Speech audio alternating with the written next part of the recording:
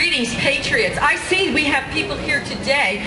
This looks like the group of the 50% that pay their income taxes. It's good to see you all today.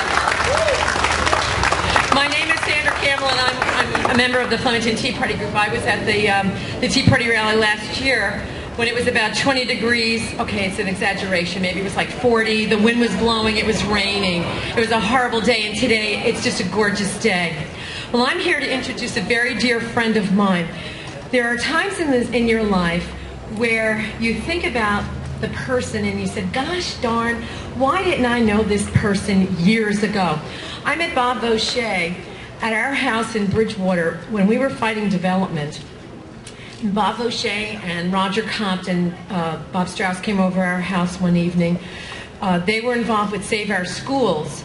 And it was about a referendum, and Bob spoke. And we've been very, very good friends since then. I'm known as the Southern Belle, because I lived south of 22 and Bob lived on the other side, north of 22. Bob is quite a guy. I hope this doesn't sound like, you know, a groupie worshiper, but he was known to the opposition in Bridgewater as the silver-haired capitalist and the handler. And he fought so many times to get good things done in Bridgewater and in Somerset County. I had a wonderful afternoon a few weeks ago with Bob at his house, and he regaled me with such great stories. And Bob Voucher, in 1945, on September the 2nd, was the first plane to fly at 9:17 in the morning over the USS Missouri, which was docked in Tokyo Bay. MacArthur was on board, and they were signing the surrender with Japan. And I believe Bob told me, Admiral Halsey told him that he better be over that plane at 9:17 in the morning or else. After Bob flew over, then you don't see Bob in the pictures that they have of the event, which I did watch on YouTube. It's a very good old-fashioned newsreel, like when we used to go to the movies when we were younger that they would have, and they have this whole event. So I saw one plane flying over and I said, that's Bob's plane, it has to be, it was the only plane. And then this whole entire squadron of several hundred planes afterwards flies over the USS Missouri. And MacArthur wanted to show that we don't mess around and we have something to say in this world, and we're going to show our power, and we are not ashamed of it. And God bless you, Mr. MacArthur, because that was a wonderful thing to say and to have done, to show that we just don't sit back like a current administration would like us to do and say, we're really nice people, we're not going to hurt you. Nuclear bombs can fall, but we're not going to do anything about it. But anyway, on that, this is my very, very dear friend, Bob Voucher.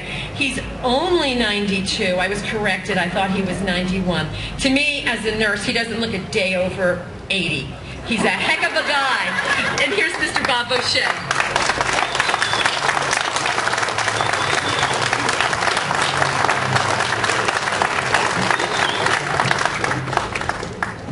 Thank you for that generous introduction. You didn't give my call sign, my wartime call sign, which was Victor Abel, Uncle Charlie, How Easy Roger, calling all chickens to the hen house. That was a call to arms, and when you were leading a mission. Incidentally, there were 525 B-29s behind me, and we had to be over the battleship Missouri at exactly 8:17, not 9:17, which was the exact time when MacArthur was supposed to sign on. The Japanese had signed on first. I kind of feel like I'm speaking to the choir in this instance. You are. Keep talking. You can't hear me? Okay. If you haven't read Tom Brokaw's book, The Greatest Generation, I am sure you would enjoy it. The profile of that generation fits me to a T. Who we were, where we grew up, and what our values were. In 1935, when I was a junior in high school, and that makes me 92 years old, the President Franklin D. Roosevelt at the inaugural address said, "To some generations much is given, to other generations much is expected. To this generation of Americans, they have a rendezvous with destiny," and we sure did. Because in 1935 the winds of war were getting pretty strong. I was one of the 15 million kids who served in the World War II, lived and came out a man. I was born and reared on a citrus ranch in a very remote part of the United States, in the lower Rio Grande Valley of Texas. It's along the Mexican border. The valley was provincial and parochial. I thought the world was 60 miles long and 15 miles wide.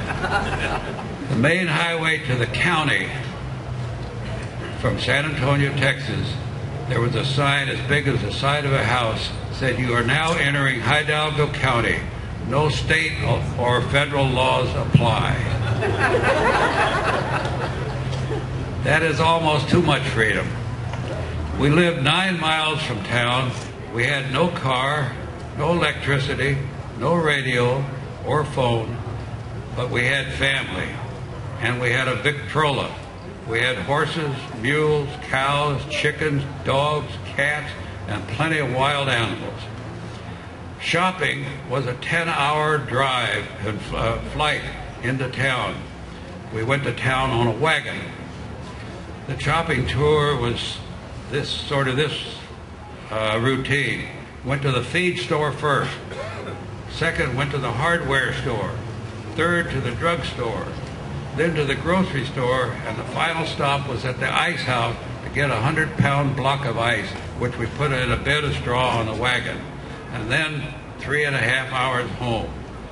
And don't forget, we also came home with the Saturday Evening Post. The roads were unpaved, and it was when I was a toddler, and there was probably a ratio of 10 wagons to 1 car on the road. Remnants of Pancho Villa was still making raids across the border into the large cattle ranches. Despite all that, we all had the Saturday Evening Post, the Houston Chronicle, Will Rogers, Charles Lindbergh, and Wiley Post. Will Rogers was an icon. He was the conscience of the United States, and he was always being quoted, such as, Will Rogers says, "There are only 2 ways to argue with a woman. Neither one of them works."